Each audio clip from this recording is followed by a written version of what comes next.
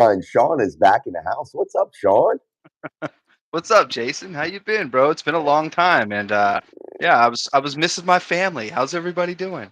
Oh, we're living a dream. Good to have Sean back, man, back in the saddle. So we're getting ready to rock and roll here, man. As always, the team is back in action.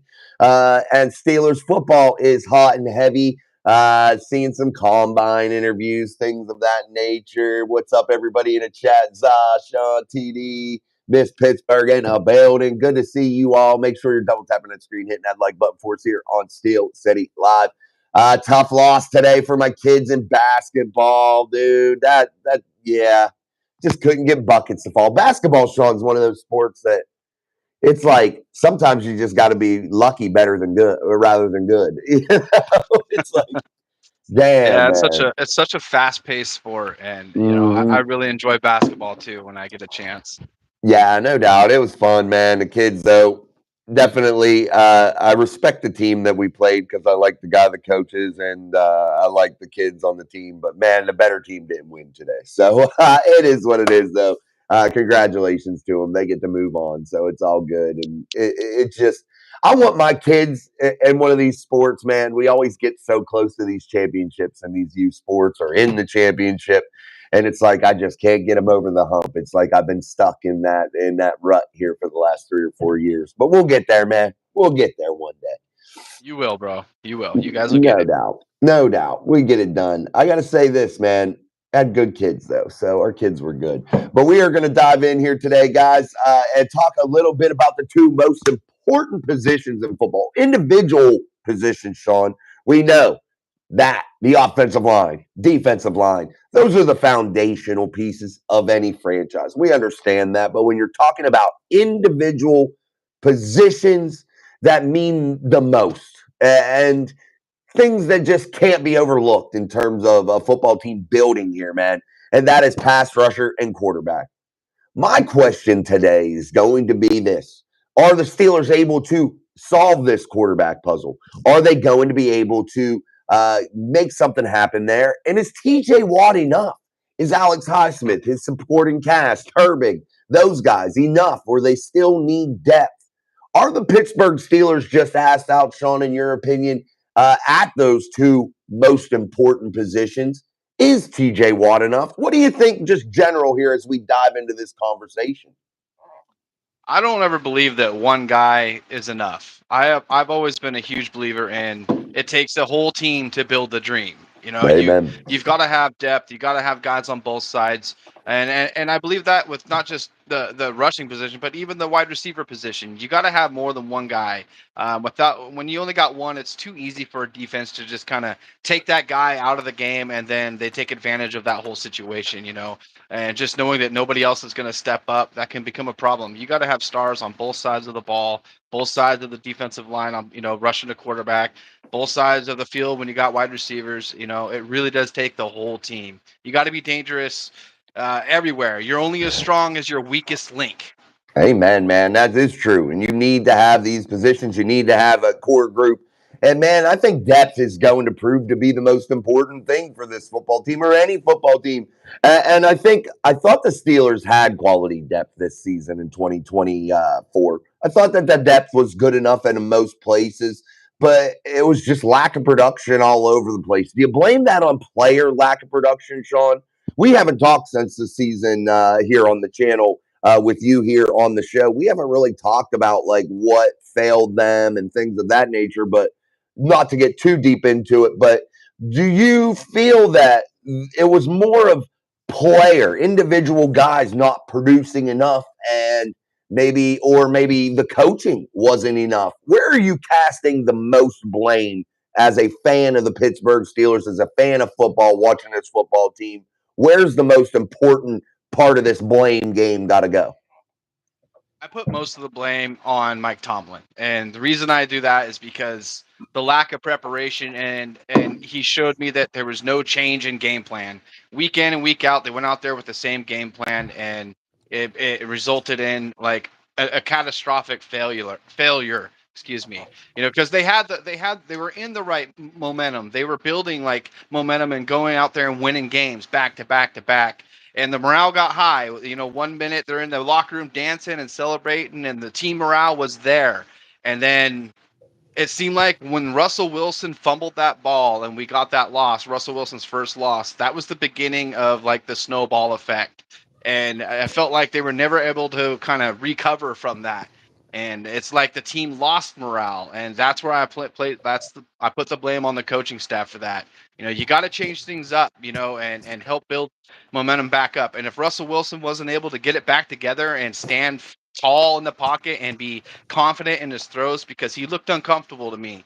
And Mm-hmm. he should have pulled him out and just let him just recover. And I don't care if people agree with me or not, we should have put Justin Fields back in there because he seemed to have what it takes. The pocket was collapsing on the plays often. The offensive line was hurt and they were struggling, and that's why we need a young guy with legs that can move around. And I am a guy that likes pocket passers and somebody that can dissect the defense. But Russell Wilson showed me that he lost it, man. Something happened with Russell Wilson. Like, he just wasn't comfortable anymore, and I felt like even the team players weren't following him as a leader anymore. Like, they were also advocating for Fields, and because of that Mike Tomlin failed. He failed, bro. No doubt. What's up, Mark? What's up, Za? What's up, Steelers626? Good to see you guys. Yeah, that's my question. And when I coach sports too, and I find this to be something that when I coach sports and I'm coaching kids and I see, and I don't know how this translates throughout all the ranks. I haven't coached at the NFL level, I haven't coached at a college level. But I find when adversity strikes, it's hard as a coach to get people focused and you try not to emphasize it. And I feel like I've learned a little bit to say, hey, suck it up, forget it, and not try to dwell on it. Maybe get that yelling out of the way for a second. Like, hey, what the heck is going on? Like, suck it up. I don't want to see nothing, no, none of the bullshit. Don't get your head low. But it's so hard to get players out of that rut, to get out of that down period, man. And I, for everybody that says how great Mike Tomlin is, I wonder why when these tough moments hit, Sean, these hard, really tough things that are going on, you're in these losing streaks, you're in all this bullshit. How is he not able, if he's such a great coach, how does he never get this team to rebound? That's my question. And I think it's a very important one that's not really asked. He doesn't get this team to rebound. And if he is such a fantastic coach, why is that so difficult for him? That's really where I'm hung up. Well, I think the players, that's why they really love him, because he's more of a team player and not so much of a coach and a leader. They don't fear him as in, well, if I go out there and I don't run my routes and I play half-ass, Tomlin's not going to take me off the field. Like, he would never do that to me, and we've lost that. Like, let's just compare Tomlin to Cowher once again. If Cowher had any players out there that were basically lollygagging, is what my coach used to call it, he would pull you, and he's going to put in the next guy that's going to step up and want to make some plays. And that's where I feel like Tomlin just lacks. He's afraid to take people out of the game and give the next guy a chance. Yeah, man. I wonder that too, man. It's like, are you? And I find this, and I'm trying to compare what I've seen as a coach, just in terms of the small amount of coaching at the lower level that I have. How do you do that? Because sometimes you may not have a guy to fill in at that position, but then there are other times you do. Do you sit that player? Do you make them sit out? Does that make the problem worse? Does leaving them in there make the problem worse? What do you do as the head man? And that's the big question here. And again, Sean, I listen to so many different chats and different groups, and I feel like this question is never raised because you see these losing streaks. Last year, when you lose to two really shitty football teams, and the Patriots and the Arizona Cardinals back to back, and the Indianapolis Colts back to back to back, all those games. Then this year, you see a 5-game losing streak to end the year. And Mike Tomlin, such an ego fucking maniac, gets up there and says that's why he gets paid the big bucks, but never made the decision. I saw Mark put in there Fields was petering out too. Maybe he was. I don't know. I don't think I saw that as much. I don't think he was performing at the level I'd have liked to see him perform, no doubt about it. But even if that was the case, and just say, yes, he was petering out and Russell Wilson was in there, but you saw Russell Wilson not able to gain that momentum back, even being a veteran. Why don't you make that change if that's why you get paid the big bucks? Even if it's for a fucking half of a game, even if it's just, hey, you're falling apart here. We need to get you to reset. Like, we're taking you out, man. You're going to sit down in the third and fourth quarter of this game. We'll give you another chance next game to see how it goes, you know? Uh, Yeah. why do you think that he wasn't that way with Russell Wilson? Did Russell Wilson's veteran presence and the way that he's been a Super Bowl winner, did that win things over with Mike Tomlin to where he wasn't going to do shit no matter what in terms of pulling him? Or was it the fact that the Steelers give up a fourth round pick if they play Justin Fields? Which do you think played more which was more important in that decision, the Russ thing with being a veteran or the Justin Fields thing not giving up a fourth round pick? I think not giving up a fourth round pick had something to do with it. I do. I mean, if we're thinking on like terms of like Mike Tomlin and them looking forward into the future and like what are we gonna do? Yeah, I think they used Justin the exact way they probably planned on. They just wanted to give him so many games to show him what they have and what they want to do with him in the future. And they knew all along that Russell Wilson's probably here just for the 1 year. We got him for pennies to the dollar, and might as well just use them while we have them and try to build something for the future.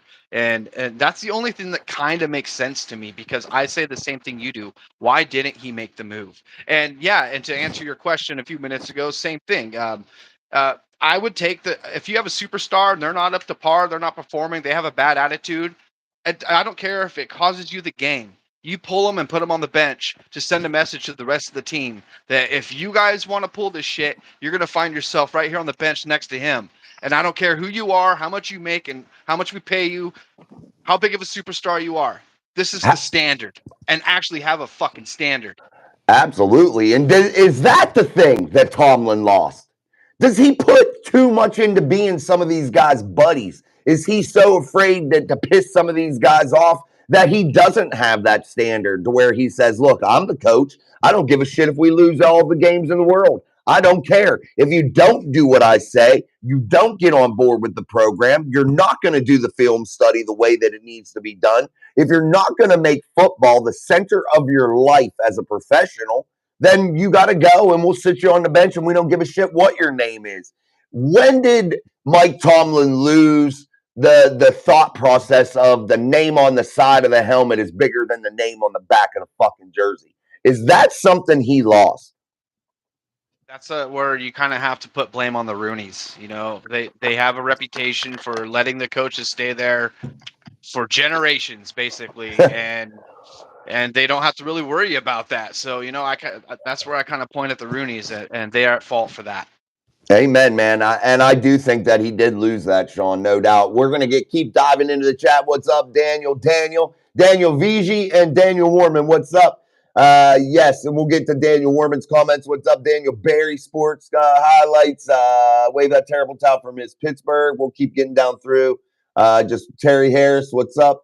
Daniel Warman says, hey, Sean and Jason, to me, the Steelers' loss to Cleveland was the turning point for the season. Do you guys think that not resting the starters made any difference in the playoffs? No, I don't like it, Sean, to rest anybody, in my opinion. I mean, I thought the Steelers, in my opinion, were relatively healthy as a unit, as a whole. Um, I don't really like resting players. I feel like rhythm is the most important thing for any sports team, period. I feel like once you get out of rhythm and get out of sync, that's when you start to fall apart. And I think it's very important in pro sports. You see people get on winning streaks and hot streaks, and they're in rhythm, they're in sync. And I don't want to disrupt that. Would you have rested players if you were in that opportunity?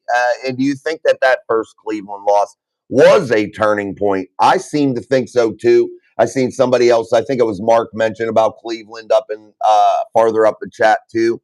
But was that the turning point, that snow globe game where the Steelers weren't able to get it done under Russell Wilson? They lost in Cleveland, a game they should have won. Uh, but do you think that was it? Was that the biggest difference? And if you were in a position, would you rest players? I do believe that was a turning point in the season. That was the beginning of the downfall. And I personally wouldn't rest any players myself if I was in a coaching position. And the reason is because I also believe in momentum, and I also believe that once you come out and you sit out for a week, that can throw you off your game. Like you get a little too comfortable, and when you're out there and you got muscle memory, you want your muscles to stay loose. You want them to be ready, and you can kind of fall off that if you're just taking a week off or 2 weeks off. Like I say, you get a little too comfortable and you fall out of the speed of the game. You want to stay. You want your mind to be up to par. Like, hey, I grinded all week. I just busted my ass last week, and I don't want to fall out of this. I want to continue to work hard. I don't want a vacation. I want to earn a championship all the way to the end. Yeah, And man. with our position, like the way the season fell apart, like we all knew the end of the season was the big gauntlet. Like that's when you need your damn starters. That's when you need everybody to try to get a good seat into the postseason. Like we needed everybody to step up when they actually fell. It was a disastrous ending of a season, and it was the worst case scenario that could have happened to the Pittsburgh Steelers. No doubt. And the monumental just collapses that you see, it's just, it's so misfortunate. And the way that it's overlooked a lot with coaching and things of that nature. A lot of people say, Mike Tomlin needs this, Mike Tomlin needs that. When, sometimes you got to shoulder the blame. And when my team loses a playoff game just today, I don't blame the kids for that. I don't blame the team for that. If you're going to lead people and you're going to be the leader of anything, when things go wrong, you shoulder the blame. The blame is on you. And how that works, though, where the players or anybody gets the blame is you fix problems with them. You recognize problems with that player. You take them and try to coach them up. And I think that that's where the Steelers have lost their way. But, there is no accountability at the top. It's all just a facade, a bullshit. I heard somebody in the media say something really cool. Mike Tomlin swallowed a dictionary. Yeah, and it don't make him look any smarter to me or not, man. I don't care how many big words you use, no doubt about it. But we'll keep moving through the chat. Wave those terrible towels. I'd gone back to him in the end. Yeah, man, I think I'd switch it up too, just because you never know, man. No, you switch things up sometimes. Terry Harris says, "Hey guys, I'm a Cowboys fan. If we look sorry for the first 3 regular season games, I'll become a Steelers fan." Don't be fair weather, Terry. Stick with your team, man. Don't be a fair weather fan, bro. Don't be bandwagon now. You stick Yeah, with your yeah. people. We're all going through it here. That's it, man. I've been going for it with a decade with an idiot head coach that's running a fucking clown show. But yet I'm still here, baby. Still supporting the black and gold. All right, guys, make sure you're double tapping that screen, hitting that like button as we are getting rolling here on Steel City Live. We're a little bit different time here, but we wanted to get Sean on. It's a weekend, but we are rolling through here. So I'm trying to get my energy back. Feeling a little blue for my children today with a little bit of a loss. So I'm trying to get my mojo back. Zaw says, yes, Jason, there isn't much discipline implemented. But yet you hear these people in the locker room. You hear the Cam Haywards. You hear the TJ Watts. You hear people say, Mike Tomlin's a disciplinarian. He's got a great hold on this locker room. But why are there never results? Why are there never any answers? Uh, and Sean, is the excuse of lack of execution good enough for you? If you were the head coach of the Pittsburgh Steelers or any team, would lack of execution be a good enough excuse for you to close the book and say, oh, we found the reason why we're bad? Or would you dive a little fucking deeper into it? I'm going to dive a little deeper and not just go out on a podium and give a bunch of fancy words or just say, the responsibility is on me. Or this is all this. These losses are on me. I don't care about words. I want to see actions. Like, okay, go out there, admit it for one, but actually follow up with actions and show us that it is on you and show us that you can make change. And that's where I feel like Mike Tomlin is incapable. He's incapable of making any fucking changes. Excuse my language. I got a bad mouth today. Me too. I don't mind the bad mouth anymore. You know what? Screw it. All right, guys, again, you need to double tap that screen, beat that like button up like you own that shit. If you're not subscribed, make sure you subscribe. Again, thanks for Sean joining us back again. We are here talking football. Steelers 626 says the standard is the standard, has become a joke. It has become a joke. As a Steeler fan, Sean, and Here in the chat, we're full of them, full of Steeler fans. Has this Pittsburgh Steelers franchise become a laughing stock, or have they not fallen quite that far down the ladder yet? They're definitely a laughing stock right now. We're hearing it from Browns fans, you guys. Like, Yeah. that's when you know you're rock bottom, is when Browns fans think they have a better fucking. Here I go again with the cussing. When they think they have a better team than the Pittsburgh Steelers, like this is horrible, man. We got to find the Steelers got to find a way to get out of this and make some actual changes. Like, actually come out there and have a season where, if you start to fail and you're falling short somewhere, see some change. Like, as soon as that starts to happen, that's when we'll start to see a championship team. But until then, bro, we're stuck in. I don't even know what to say. This is insanity.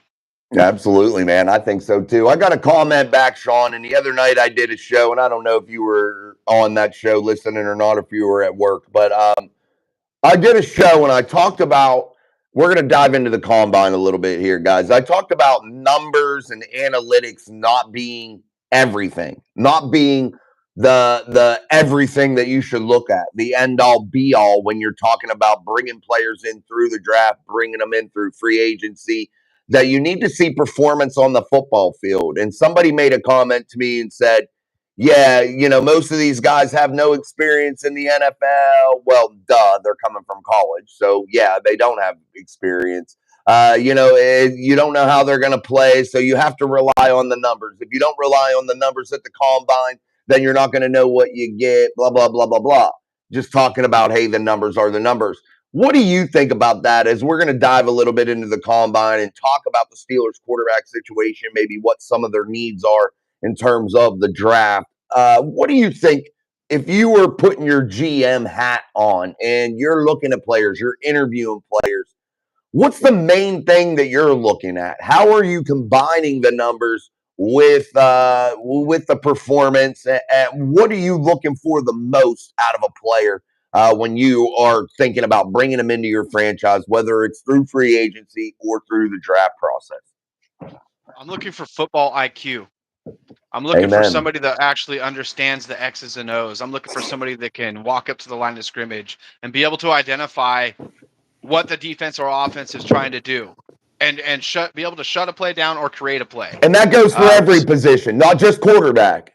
Yeah, offensive lineman even. You got to be able to know when you got a defender that's going to be coming through the A gap or B gap. Like, I mean, simple. Everything falls into place. Yeah, defense, offense, doesn't matter who you are. You got to have football IQ, and that's something I also wish they would implement more into the combine. Have the quarterbacks go out there with the defense already set up and make them walk up to the line of scrimmage, and be able to call a play, and just have a set of plays that they can call. And that would show us what kind of IQ they have as coaches, as fans, and really expose their intelligence. And that's what it is for me, bro. And I think it's different too, Sean. Like, yeah, they may put people in interviews up on the whiteboard and make them do X's and O's up there.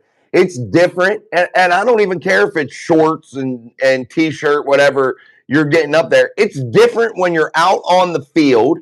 You're using your football feel, your football intelligence, and it's a different view when you're down and you're looking straight across the field. People can disguise things. People are moving around. It's different than drawing X's and O's on a fucking whiteboard. That you got to get down there and you got to get in there and see the nuts and bolts of things and how it's moving. And again, I don't give a fuck how high you're gonna jump. Dude, you can train for the fucking track meet some other time.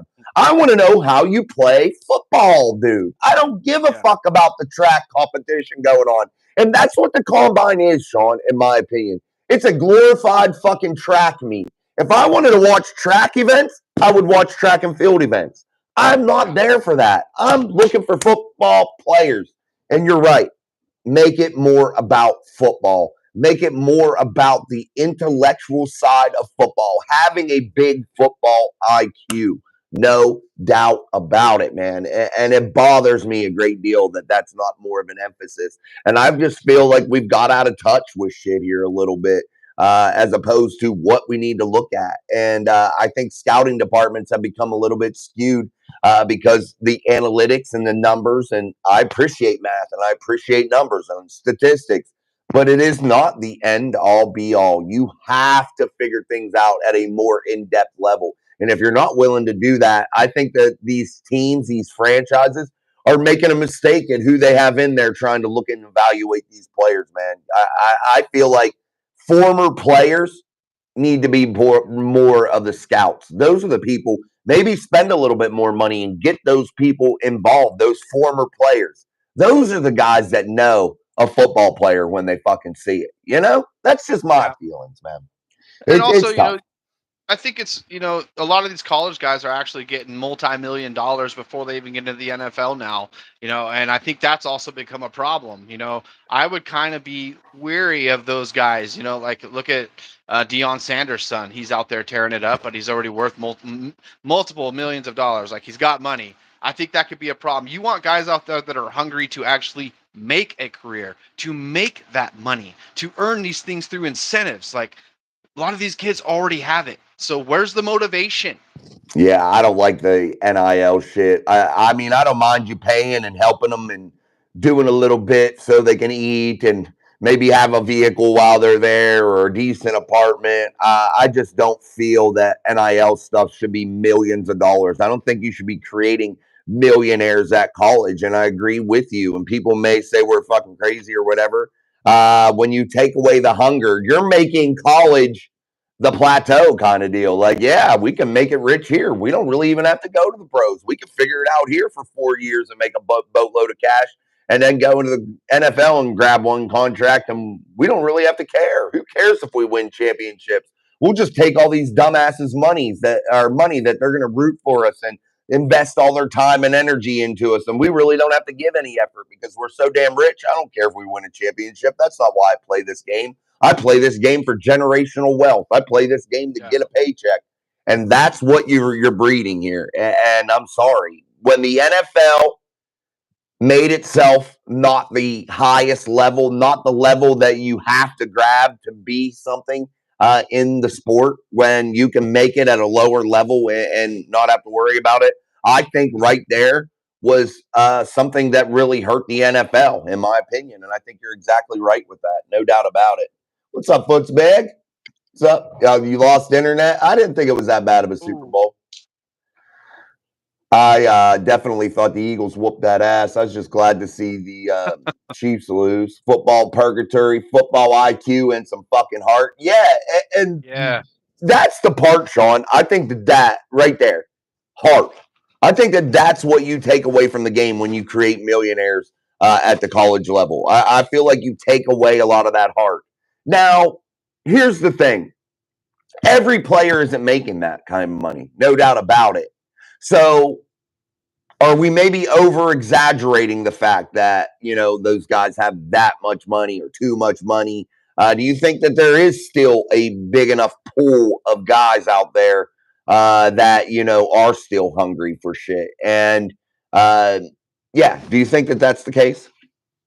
I mean, yeah, they're definitely there. There's a big enough pool out there, but I feel like people are too wrapped up in, and it's like a popularity contest, like the biggest name. Like people are too wrapped up on the name on the back of the jersey, and they're not focused in on the things that matter most to me. Like you say, heart, people that are motivated, people that want to earn something in their life, not something that they already have, because that used to be it. Not too long ago, people said, "Man, I'm going to get through college. I'm going to bust my ass all the way through college. And then when I get to the NFL, I'm going to bust my ass there so I can be a legend and I can make millions of dollars," because they didn't have it then. They were Mm-hmm. motivated to achieve something high. When you're already gained these things before you even make it to the NFL, like I'm saying, there is no motivation. Therefore, that takes away the heart of the game. That takes away the heartbeat, the drive to be great, because they're already great. No doubt, man. Some damn humility as well. I'm okay with Cooper Cup to lead the Steelers wide receiver core. Ted Jones says, look for players that Steelers look for players that have injury history. TD in the house. Why must we sit all the rookies and not play them right off? Unlike Philly that throws them in the fire and win a trophy Is that a major deficiency, Sean, of Mike Tomlin? His lack of conservative ways that he approaches getting rookies involved. Do you think that that's a problem, or do you think that these rookies, some of them that the Steelers have drafted, just haven't been worthy enough? Because you do see players that do play some. Joey Porter Jr. played as a rookie. Keanu Benton played as a rookie. Peyton Wilson played as a rookie this year. You do see some of them play. Um, I don't know. Do you think that that's a problem? I don't think it is a big issue. I just think that Roman Wilson fell behind and didn't have enough willpower in his own brain to go out there and learn the playbook well enough to get back on the moving train. I think that that may be the sour taste that's in Steelers fans' mouths now. But do you think Tomlin sitting rookies is an issue? Or do you think maybe it just gets overblown with some players because they may be important to us fans to want to see them because they have a deficiency there? And is that something you're looking at there with Tomlin? Yeah, I think that, like you said, you pointed out a couple of good rookies that had some solid years, and I don't think he does it just because the fact that they are rookies. I also really wanted to see Roman Wilson come and take the field this year. I wanted to see what he could do at the NFL level, and I never did get to see that. But he did give other rookies a chance. So I don't think it's just because they're rookies. I think there was some kind of issue going on with Roman Wilson and or even the other rookies. If they're not seeing play time on the field with the starting team, there's probably a good reason for it. I don't think that that's a big problem with Tomlin. Tomlin has big problems in other areas though that are even worse. But Yeah, I think huge. that yeah, like Roman, he had a rough start. He was injured coming right into the season, and I just don't think he ever really picked up and took off from there. So maybe hopefully we'll see something from him next year because he came at a pretty good draft. So I would like to see some usage out of a draft like that he came in. I don't remember what we drafted him at, but I remember saying, oh wow, Third round. third round. That's a pretty Mhm. good draft pick. So hopefully we get something out of that. No doubt. And people have to realize too, Sean, every draft pick isn't going to hit. The draft is a lottery.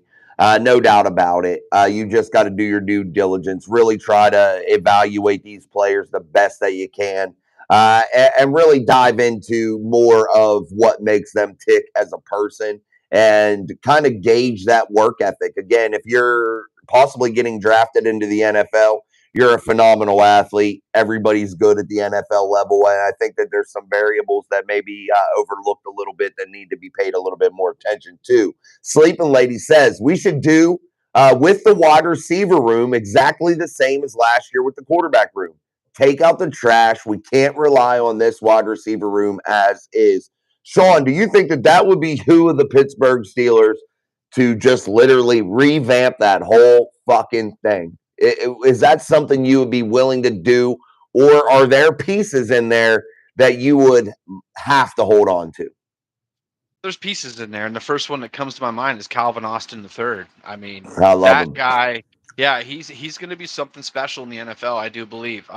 He has the potential, to really be great. And yeah, he's got a size disadvantage, but like I say, he's got the heart. A He's got the drive fire. to be great. Yeah, he wants to prove himself, and that's what you need all the way around. George Pickens, he's already a freakish talent, but he doesn't have that mindset. He doesn't have the right kind of attitude that you want in your locker room. I think he's kind of a diva, and therefore, I don't have any problem with them trading him for a different piece because he can be traded for some value right now. He's worth something, but get rid of him before he shows all of his true colors because I don't think they're very beautiful. Or before it's just too late and he does enough stupid shit that he ain't worth anything. I mean, honestly, Yeah. you really got to be damn sure about these guys before you offer monster contracts. I'm sorry. I think that they need to prove themselves in a big way. I just feel like you made a couple plays. The guy got 3 touchdowns last year. And I understand there was some quarterback issues, no doubt about it. But 3 touchdowns from your number one wide receiver, let's be honest, guys, it's kind of fucking dog shit. And I won't blame that all on George, though. I did see multiple balls bounce off his hands, this year, and he wants to call Yeah. himself, one of the best in the league. Got to You can't prove it do each that and when you're every week. dropping the ball. Yeah, Yeah. got to prove it each and every week. Come out and be a team player. I think that if your attitude's a little bit better, people accept some mistakes here and there, but I think when your attitude's kind of shitty and people feel like you're a little bit shady, I feel like any type of little mistake gets exaggerated a little bit too. And that's no fault of the fans because you know what? They want to see guys that are the complete package. And if you're feeling like you're a little bit of a problem, that's going to stick with you, and every little thing that you do is going to come up. And I don't think Mike Tomlin, emphasizes that enough in that locker room to players.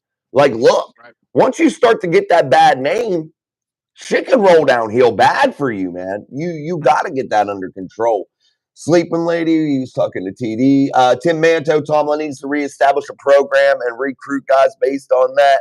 Yeah, I feel like there is definitely a lack of direction. Many people say I'm wrong with that, but again, I understand what the mind state is with Mike Tomlin in terms of he wants to run the football, be physical, but I still feel like it lacks direction because that can't be your only part of the game plan in a game that the X's and O's aren't as easy and simple as that. You got to be able to set up the big plays. You got to be able to have schematics that confuse and move the defense around, Sean. And I think that Yeah. that was a problem. I don't feel like this offense moved defensive players around enough with pre-snap motions and things of that nature. And I think it's relatively easy to play the Pittsburgh Steelers offense when you're just playing heads up football. Do you think the ego of Mike Tomlin saying, look, we're just going to line up and run straight down your throat, line up straight at you? Do you think that that's a problem? And do you think maybe getting some more elaborate movements and things like that would maybe help the players that are already there to be more successful and help Arthur Smith's offense be a little bit better? Yeah, I think it is a problem. You have to adapt with the times, and right now you just can't get away with that anymore. You can give a Saquon Barkley and try to do that, and he's going to have a very tough year. I believe Jalen Warren. You put him in the Eagles, and he would be one of the best running backs in the NFL because of their line, and Mm. just the way that team is put together and built. Schematics. Yep. Yeah, and the schematics, and I just think that Tomlin. I'm just not a fan of Tomlin anymore, you guys, and No. he's shown me why. It's because of, like I've been saying it over and over again. He doesn't have the ability to make any change and to adapt with the times. Like, you can't just go out there and run the ball up the middle every damn 2 to 3 times every set of downs. Like, you Yeah. got to be more creative. You got to have more of a, like, an Andy Reid type of offense where it's kind of, it's unpredictable. You Yeah. never know. Like, you got to change it up. And it's And if just you're the going to Steelers run are it to the just edge, what, Sean? Toss play. yeah, to Patterson, who's not even as good as Warren. Like, Yeah. there's just that's Tomlin schematics for you, bro, and they suck. And it's just a major issue. It's a major problem, and I have no answer for how the Steelers are going to change this shit because he is It's a the problem. problem. Like, No and doubt. that's my humble opinion. I could be wrong. Daniel Warman says after losing the last 5 games, did the Steelers fire anyone? Coaches, scouts, etc. It seems like they put the blame on the players. Someone should have been an example. And yes, Daniel, that's what I was talking about too. Tomlin just simply blames this on execution, and that falls on the players. Did the Steelers? No, the Steelers fired nobody of significance. Do you think that that's a problem, Sean, to not change anything this offseason in terms of coaches, in terms of people that are responsible for schematics, and put this all on the players? And if you were a player, would you take offense to that a little bit? Yeah, absolutely. I would be offended. I'd be pissed off, and I might even be looking to be traded. And because with no firings done at the coaching staff, that tells me as a fan, and it tells every player in that locker room that next year is going to be very similar to the year we just had, and the past 10 years before that. It's going to be No very doubt. similar. Tim Manto says the NFL needs a D league so quarterbacks can develop and players have other alternatives. Yeah, and that's college football, in my opinion. I think that that's the amateur ranks of professional sport at football. I think that that's what it is, in my opinion, uh, because the NFL has dumbed itself down a little bit. And are you getting frustrated with that, Sean? I think I am, and I'd just like to hear some more other opinions here. Are you getting frustrated with the NFL and the way they copycat the college system? And do you think it's due to the NFL investing so much money into the quarterback position that they want these guys to play from day one to try to get the good out of them early before they pay them that big money?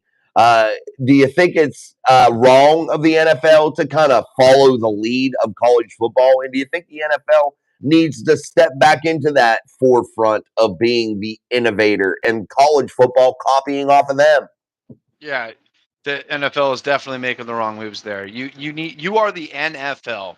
You are what every college football player's dream is. They want to make it to the NFL. At least it used to be. Like I'm saying, now they could just get paid, off of, Yeah. what do you call it? Like say NIL. Nike. Yeah, Yeah. Nike wants to give you, a bunch of money, or any university will pay you even just so hey. Look what happened with Colorado with Deion Sanders. He went over there, and all of a sudden, you got all these players all over the nation going into that portal to come play in Colorado.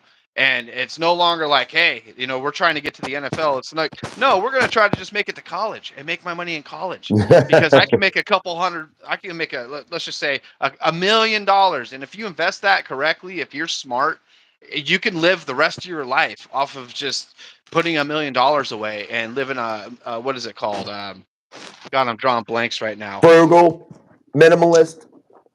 Where you make money off the money that you Oh, already an have. investor. Yeah. It basically, yeah. So I mean, if you're smart, you can already just live your life out after college and not even Yep. have to go beat your body up in the NFL because that's where you really get tore up in your later season, and then you got to walk around with a cane the rest of your life like Jerome Bettis. Yeah. I mean, I don't know. I just feel like the NFL is going down the wrong pathway.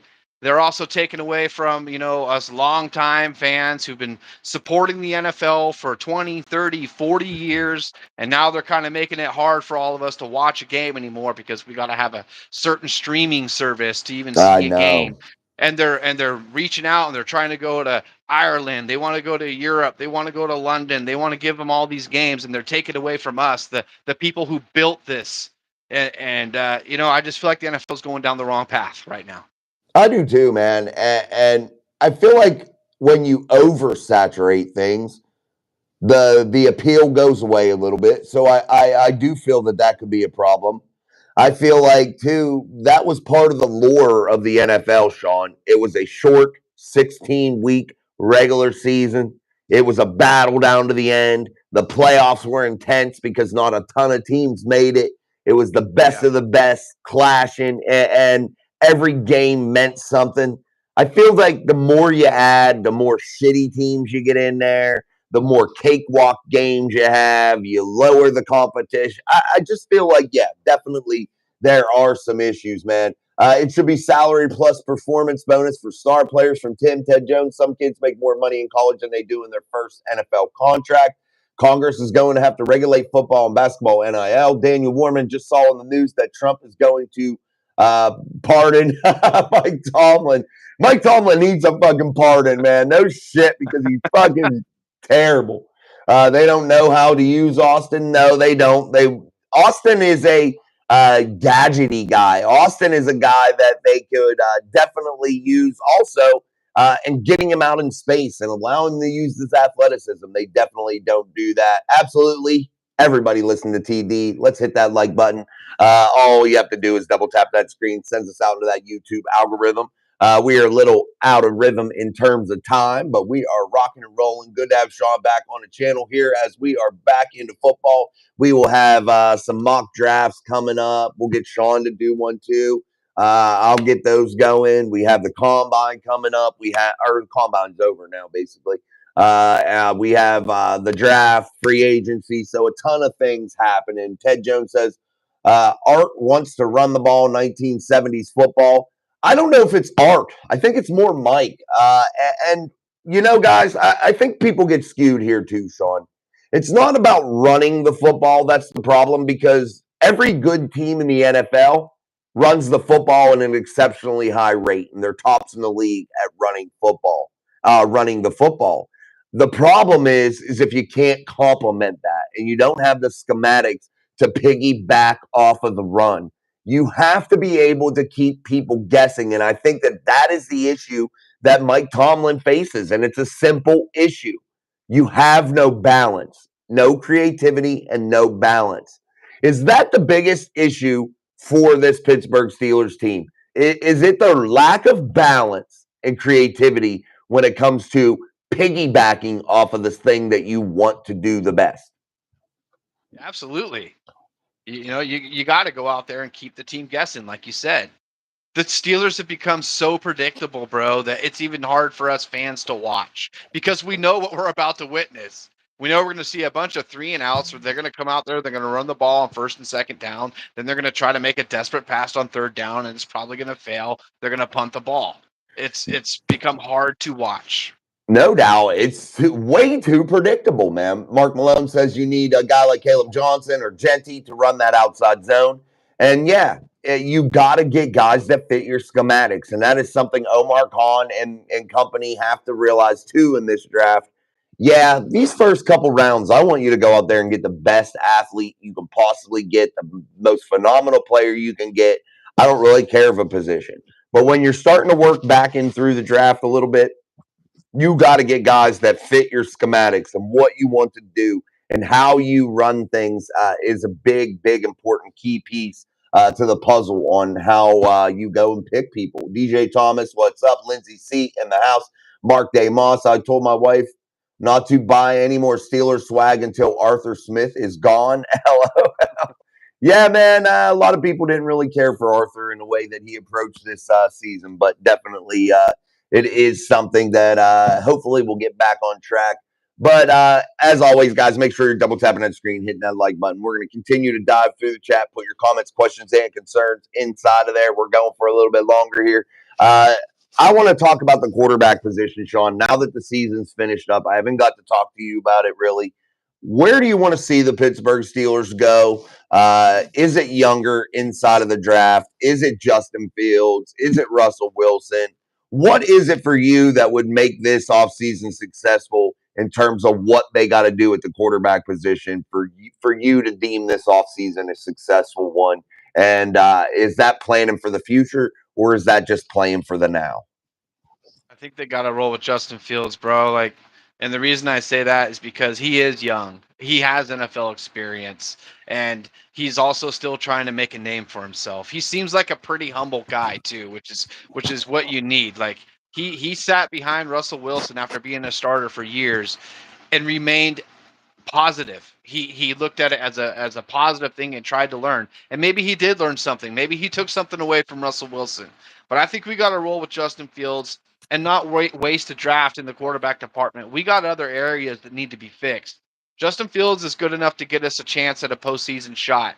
We all know what's going to happen right now with Mike Tomlin under the helm. Once we get into the postseason, there's a good chance of us being one and done, but that's okay. We need to fix these other areas. And I would not waste a draft pick on a young, big name quarterback right now when you have a guy like Justin Fields who can give you a chance. It's just like I said, the schematics are shit. We need change in the game plan. We need No doubt. them to come out and be more aggressive on offense in the first quarter. Like you're gonna lose this game. You're running out of time. Push the ball down the field, stop playing so conservatively and running the ball every first and second down. Yeah, only team that didn't have a first drive touchdown, I believe. When Julian Edelman knows the defense and still is able to call it out, that's sad. Justin Fields from ZA. Yeah, it is sad when people still know that. Mark wants to bring in Rudolph, Mac Jones, Danny Dimes, draft Howard or so. DJ Thomas, all I'm going to say is when a kicker has to carry the offense, there is a problem. Devin Burkett, now that Stafford isn't available, Steelers need to give Fields a shot. We can not end up with someone like Kirko Chains, Mark DeMoss, Justin Fields all day. Too bad the kid's talent is getting schmucked by poor coaching. Fields will suckle from Mark. Zaw Curry says, no waste of cap space and draft picks. These quarterbacks coming up aren't good. Yeah, I think it's just something that it's going to be a difficult road to travel, man. When you don't got a franchise guy or somebody that's a clear cut guy that you're going to be able to pick, it's definitely a difficult one. The Steelers did bring in at the combine for an interview quarterback from Texas, Quinn Ewers. I can't ever say his name. But they brought him in, a guy that was playing above Arch Manning, a guy that's in the draft here, a guy that had a fairly successful time in college. But the Steelers brought him in, and I got to say this. The Steelers didn't put him on the blackboard, and the questions that he was talking about being asked by Tomlin, by Khan, by those guys were a lot about how'd you do in school, how was this, life things, all that. Do you think the Steelers maybe is that a good sign to you that maybe they're getting back on track, maybe, and maybe looking for the variables that are being overlooked? Do you feel that in your heart a little bit after hearing that? No, I don't. Sadly, I don't. Just because, like I say, we're going into another season with the same coaching staff, and that kind of just keeps. I don't know. I just don't like that. I just feel like we're going in. It's going to be another rough season. Yeah, we're going to win some games. It's not going. We're not going to be the worst team in the NFL, but we're not going to be the best either. And we're going to be stuck with another. We don't get the best. Draft picks, but we get some decent ones. It's just this area that the Steelers have been in for so many years. It's a tough area to be in. You're getting mid-round drafts. You're not getting any high draft picks. And yeah, Mike Tomlin, like I say, he just keeps coming out the same thing every year. Therefore, my morale with the team is just low. It's an all-time low right now.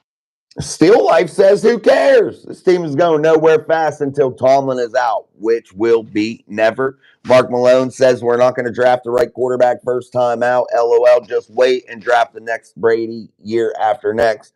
And that is something, Sean. You're not going to just hit on the first guy usually. It usually No. takes some time to find somebody. And that is something, though, that does bother me. The Steelers haven't went out there and really tried to draft many people. Kenny Kitten, Mittens. Mason Rudolph was years before that. Never really are aggressive in that. And anybody they have brought in, they've not really given a chance to. Kenny got a chance. Kenny ain't got no guts, though. It is what it is. He wasn't the guy. You reached for him in the first round. If you were able to get him, in the 20s, you were probably going to be able to get him in the second round. I don't know why they pulled the trigger and acted like it was some great pick. Just didn't make any sense. Jamal says, Mike T for life. Zach Curry Pickett is a true example. Tom Ford in the house. What's up, Jason, Sean, and everyone else? What's up, Tom? Ted Jones. Yeah, and they miss on mid-round picks or they can't coach them up. I don't think they missed on mid-round picks here this year. Mason McCormick was a great pickup. Peyton Wilson was a great pickup. Zach Frazier was a second-round pick. He's an absolute fucking stud. Troy Fautanu was the first-round pick. Where sadly he was injured. But they've picked some players, man. In the mid rounds. You're not going to hit on everybody, and I think that may be, Sean, where the fan base gets a little bit delusional that they think every pick is going to be the next Ben Roethlisberger, the next Hines Ward.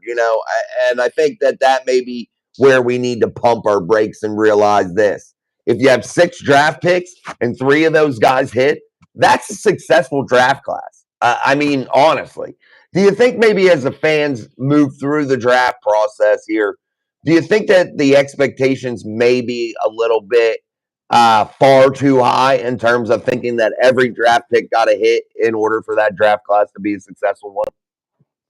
Yeah, expectations are probably a little high, and we were spoiled for many years with Big Ben Roethlisberger. Let's be honest. And before Big Ben was on the field, I feel like now that we lost him, we're right back where we left off before him. We're a struggling franchise trying to find a good quarterback who can go out there and give us that spark, that life. Yeah, we're missing that, but we're also missing that coaching staff that we had back then also, because that's all changed from then all at the same time. So Yeah. this is just a really tough spot to be in right now as Steelers fans. We got to just hang in there, watch, observe, and see if there's any kind of change coming in the near future. And there may be, because Tomlin is getting older, and I can see that he doesn't have much. He's been there 18 years already. Mm-hmm. I mean, how many years has any coach? What's the longest coaching? What's the longest coaching or coach in the NFL history? Who has Shit. that title? Because I don't Tomlin's know. got to be getting up there, and I also see his time coming to an end soon. Like, especially if they just keep losing. Like, and if nothing happens, then you're gonna lose the fan base. So Well, something's got to give. here's the thing. People don't think the Steelers lose because Mike Tomlin doesn't have losing seasons. I consider the last decade to be utter failure, Sean. I mean, you haven't won a playoff game. You have the best defender on the planet that has never won a playoff game, not even one time. Not Well, once. people are waking up to it. People are getting fed up. You're hearing more and more about it each and every year. So I feel like the fuse has burned tremendously. Like I said, we were spoiled for many, many years. So we were pretty comfortable and we've been happy. And we do have some bragging rights still to this day. But it's getting to the point now where people are waking up to it. They're onto it. It's been in the question. You'll see it. You'll hear about it on the media. And these weren't things you heard much about 3-4 years ago. So I Here, feel like it's coming. Here's my thing with the Steelers. I feel like they are a literal giant powder keg with a fuse that is so short that if one false move this offseason is made, this thing could just literally blow up in their faces, man, and set this franchise back a fucking decade. I really truly believe they're teetering on that fence. Do you think the Steelers have to have a near flawless offseason in order to get this ship pointed into the right direction? I'm not even talking about being a Super Bowl contender. I'm just simply saying being actually competitive, being able to win a playoff game. I'm not even saying make it far into the playoffs. Do you think the Steelers are teetering on that edge? And do you think that they have to have that absolute perfect offseason to get this thing back on track? I believe that every offseason needs to be perfect. I just feel like there's never just one season where you got to go out there and just hit home runs. Like, you got to do it each and every year to build a real true team that's going to be good for years to come. You always got to be bringing in good pieces and depth. And Yeah. so yeah, that's my answer, bro. Like, you got to have a perfect offseason every offseason. Yeah, no doubt. I just feel like they're so close to just this thing blowing up in their face that they can't afford any mistakes. I just don't know if they'll be able to overcome any of them. I mean, I feel like they are just that close. Jamal puts in here, be serious. What's the difference in Tomlin and Bill Cowher? Both won one championship with Big Ben. Well, here's the difference. Bill Cowher only had 2 years with Ben Roethlisberger, two, and Mike Tomlin had 16. You know what I mean? Or whatever it was. I don't know exactly. But Bill Cowher had very few years with Ben Roethlisberger. And here's the difference, Sean, between Mike Tomlin and Bill Cowher. Bill Cowher didn't go years and years and years and never win playoff games. Bill Cowher had them in AFC championship games. He had them winning ball games that mattered at times. Mike Tomlin has literally never done shit with a team that he built. That's the difference. Mike Tomlin didn't build the team he won with. Tomlin's soft compared to Cowher, bro. Like, how many times have you seen Tomlin up in a player's face, firing with veins sticking out of his neck and spit flying out of his mouth, saying, "You go out there and you make the play, you hustle, you go out there and you play physical." I've never once seen Mike Tomlin say that, and I can't tell you how many times I saw Bill Cowher telling his players, "You be physical. Most and foremost, you play physical. Go out there, and we're gonna put our foot in their ass." You get That's the pumped up. difference. Yeah, I Yeah. think Bill Cowher's a definite motivator in terms of his animation. Mike Tomlin's more of a come here, George. Let me hug you. It's time to really start getting moving, George. It's time to start making shit work, buddy. Instead of George, get your fucking head in the goddamn game. Go sit down on a fucking bench and look at the goddamn surface pad before I fucking put my foot in your fucking ass. And the next one of you that wants to follow suit with George, your ass is gonna be on the bench too. Fire them all. Fire every motherfucker here. A Hall of Fame quarterback throughout the majority of their tenures. Absolutely. Mike Tomlin has had a Hall of Fame quarterback at his disposal for the majority of his career. and literally has had quarterback issues for the last 4 seasons, 3.5, 4 seasons, in terms of not having a Hall of Fame guy, and hasn't won anything in a decade or more. I mean, that's the difference. It's simple, and I understand why people want to hype up Mike Tomlin. It is what it is. Do you, man? I'm not going to fall into that trap. But it is what it is, man. Steelers family, we are here. Best fans from Danny George. What's up, Danny? Tower at Ben for 2 years. '06, Ben's brains were bashed in by that car. Yeah, he wrecked the motorcycle. I forgot about that. Ask Yeah. Alexa, and she told me George Halas for the Chicago Bears was the longest tenured coach in history. Wow. Oh, Yeah. okay. Thank There you for we that. go. Yeah. Thanks, Tom. Yeah, he was called the Chin. I got a big ass chin like Bill Cowher too. Big ass chin. I don't get the spit coming out though like that. But anyway, guys, thank you for joining us. We have hit the hour mark like we always do. Thank you, Sean, for joining us. Good to have you back. We'll get some mock drafts and stuff going. But thank you, man. Good to see you. Good to bullshit. Yeah, bro. Thanks for having me on again, man. It's been too long, and it's always fun talking football with you and everybody in the live chat, man. I appreciate everything you guys bring to the table, and I'm looking forward to coming on here again in the future. And remember to be safe out there this weekend. There's a lot of people out there drinking and driving, so be safe. Hug your loved ones, and until next time, guys. Good to see you. Yeah, man. Stay true. Stay safe. Stay doing it all. I can't believe my weekend was slowed. I thought this was going to be a long weekend for us, fun one, but you win some, you lose some, Sean. Hey, I Yes. feel like I'm becoming fucking Mike Tomlin, man. Hey, just Ah, remember, bro. What the movie Friday with the Ice Cube movies, his dad said it best, man. You win some, you lose some, but you live to fight another day, my friend. you never pay another day. You never pay another day. Farmer friend, you never pay another day. Okay, That's farmer right. friend. Hey, yeah, you never pay another day. You never pay another day. All right, guys. Flag, Thank you. flag. Flag on the play. You rub your nipple rings, man. Flag, flag, flag. All right, homeboys and girls, we appreciate y'all. Thank you. We will pay another day. We'll be back on Tuesday or Monday, baby. We'll be back talking football. Yeah, and we'll dive in. In the meantime, think of some Steelers stuff you want to talk about. Put it in your comments, questions, and concerns inside of the live chat. We appreciate it. If you're not subscribed, make sure you do so. It was nice to have a nice slow show where it wasn't like too crazy. We could talk. It wasn't too crazy. I appreciate these shows sometimes. Definitely do. So thank you guys, and we'll be back again, man. So thanks, Sean. Peace out, guys. Appreciate you. Thanks, bro. Aloha, everybody. Take care. Later.